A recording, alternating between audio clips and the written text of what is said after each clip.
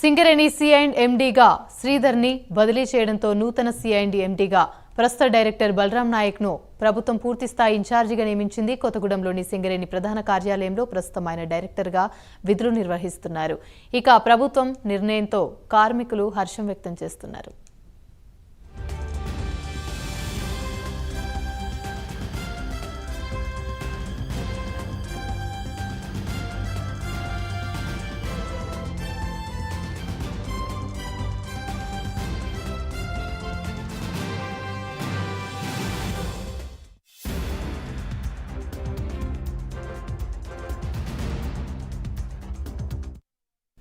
సింగరేణి సి&ఎండీగా శ్రీధర్ని బదిలీ చేయడంతో నూతన సి&ఎండీగా ప్రస్తుత డైరెక్టర్ బలరాం నాయక్ని ప్రభుత్వం పూర్తిస్థాయి ఇన్ఛార్జిగా నియమించింది.